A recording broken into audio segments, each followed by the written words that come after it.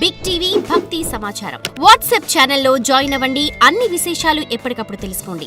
హఠ అన్న పదానికి అర్థం హా అంటే సూర్యుడు, ఠా అంటే చంద్రుడు. ఈ సూర్యచంద్రులు లేకుండా హఠయోగం లేదు.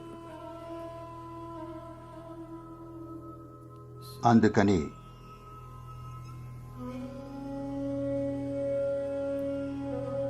చారిత్రకంగా చూస్తే నేను పండితుణ్ణి కాదు కాబట్టి నాకు ఈ విషయం తెలీదు. వాళ్ళు ఈ పదాన్ని మొట్టమొదటిసారిగా ఎప్పుడు ఉపయోగించారో మరి. నమస్కారం లేదా సూర్య నమస్కారం అంటారు. కానీ ఆ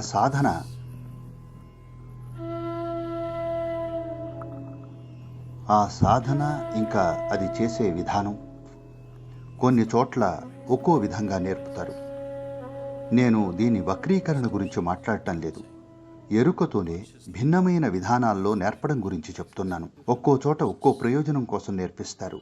ఆశ్రమంలోనే ఇక్కడ ఉన్నవారు 4 విధానాల్లో సూర్య నమస్కారాన్ని అభ్యసిస్తున్నారు. నేను మరొక విధానంలో చేస్తాను. దానితో కలిపితే 5. చాలా వరకు దీన్ని సూర్య నమస్కారం అని అంటారు. ఎందుకంటే ఇది నాడీ మండలాన్ని ఉత్తేజపరుస్తుంది. వ్యవస్థలో ఉష్ణం ఉత్పన్నం చేసేందుకు సమత్ప్రాణాన్ని లేదా వ్యవస్థలోని సూర్యశక్తిని పెంపొందించేందుకు చేస్తారు. మనం సోలార్ అన్నప్పుడు అది ఒక సంకేతంగా మాత్రమే కాదు.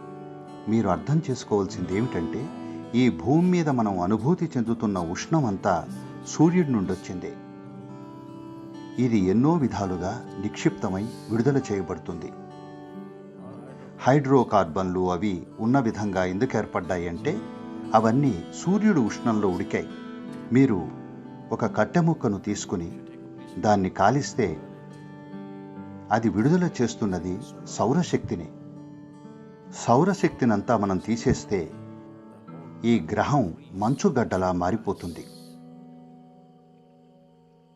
పరిశోధనలు ఏం చెబుతున్నాయంటే సముద్రాలు 18 గంటల్లో గడ్డగట్టుకుపోతాయని. 18 గంటల్లో. ఇప్పుడు సూర్యుడు మాయమైపోతే ఎల్లుండి కల్లా అన్ని మంచుగడ్డలవుతాయి. ఏదీ ద్రవ రూపంలో ఉండదు. By day after tomorrow morning, everything will be solid ice.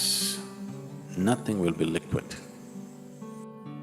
అందుకని అన్నీ సౌరశక్తితోనే నడుస్తాయి. మనం విద్యుత్తును ఉత్పన్నం చేసేది థర్మల్ లేదా గ్యాస్తో అనుకోవచ్చు. లేదు, అన్నీ సూర్యశక్తితోనే నడుస్తున్నాయి. మరో విధానంలో చేయగలిగింది నాకిది ఖచ్చితంగా తెలియదు. దీని శాస్త్రం నాకు తెలియదు. బహుశా అణువును విచ్ఛిన్నం చేయడం అయి ఉండొచ్చు. ఇది సూర్యశక్తి కాకపోవచ్చు. అందుకే దానిని ఎంతో ప్రభావవంతమైందిగా, ఎంతో ప్రమాదకరమైందిగా పరిగణిస్తాం. ఎందుకంటే మీరు సౌర వ్యవస్థకు సంబంధించిన సహజమైన శక్తిని ఉపయోగించడం లేదు కాబట్టి, అంటే సూర్యశక్తిని. మన వ్యవస్థలో ఉన్న సూర్యుడిని మనం ఉత్తేజపరిచినప్పుడు దేహం ప్రకాశిస్తుంది. మీకు ఉన్న అనేక రకమైన సమస్యలు ఏవైతే మీ వ్యవస్థలో ఎక్కువ శ్లేష్మంగా బయటపడతాయో, అంటే ఇది కేవలం మీ ముక్కులోనే కాదు, దేహం అంతా దీని శాతం పెరుగుతుంది.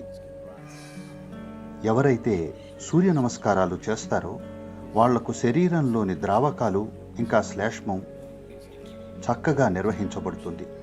ఇక ఇది మీ గురించి ఎన్నో విషయాలు నిర్ణయిస్తుంది. కేవలం భౌతిక ఆరోగ్యం మాత్రమే కాదు, మీ శారీరక ఆరోగ్యం, మీ మానసిక ఆరోగ్యం, ఆధ్యాత్మిక అవకాశం ఇవన్నీ నిర్వహించబడేది మీలో ఎంత సూర్యశక్తి ఉన్నది అన్నదాన్ని బట్టి, లేదా స్రావాలు ఎంత సమర్థంగా జరుగుతున్నాయి అన్నదాన్ని బట్టి ఉంటుంది. ఒకవేళ మీలో జరిగే స్రావాలు కొద్దిగా సంతులనంలో లేకపోతే ఇక్కడ కూర్చొని వినడం కూడా కష్టమైపోతుంది. ధ్యానం లాంటి వాటి గురించి ఇక మర్చిపోండి. మీకు పిచ్చి పట్టినట్లు అనిపిస్తుంది. ఎందుకంటే మీలో రసాయనం సరిగా ఉండదు. అందుకని ఇది ఎంతో సరళమైన, చాలా ప్రభావవంతమైన సాధన. ఆ సమతుల్యాన్ని కలిగిస్తుంది. ఇప్పుడు మేము హఠయోగా స్కూల్ మొదలుపెట్టినప్పుడు మేము ఒక విధమైన సాధన నేర్పిస్తాం. సూర్యుడికి సంబంధించింది.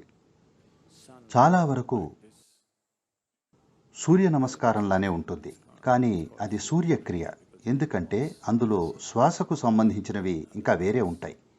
సూర్యక్రియ ఒక కృషి. ఇది ఒక అద్భుతమైన కృషి.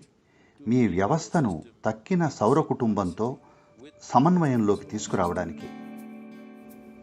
సూర్య నమస్కారం ఇంకా సూర్యశక్తి అని ఇంకోటి ఉంది. ఇవి కజిన్స్ లాంటివి. ప్రజలకు సూక్ష్మమైనవి చెప్పినప్పుడు అందరికీ అర్థం కావు.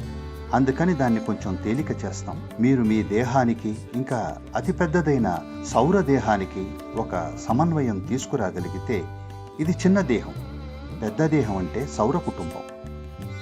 ఈ రెండు ఒకటిగా ఉంటే మీ శారీరక, మానసిక ఇంకా లౌకిక శ్రేయస్సు పెద్ద శ్రమ లేకుండానే లభిస్తుంది. మీరు చేసేవన్నీ చక్కగా చేయగలుగుతారు. అందుకని సూర్యక్రియ అసలైన సాధన. సూర్య నమస్కారం కొద్దిగా తేలికపాటిది. సూర్య శక్తి మరింత స్థూలమైంది. అది కండలు పెంచడానికి, శరీర పటుత్వానికి, ఏరోబిక్ ఎక్సర్సైజ్ లాంటిది. ఇదొక పూర్తి వ్యాయామం. మీకు ఎటువంటి ఎక్విప్మెంట్ అవసరం లేదు. మీరు ఒక హోటల్ రూమ్లో లేదా ఎక్కడున్నా సరే మీరు తగినన్ని సూర్య నమస్కారాలు లేదా సూర్యశక్తి చేస్తే మీరు పూర్తిగా ఫిట్గా ఉంటారు. For more videos like this, subscribe Big TV channel.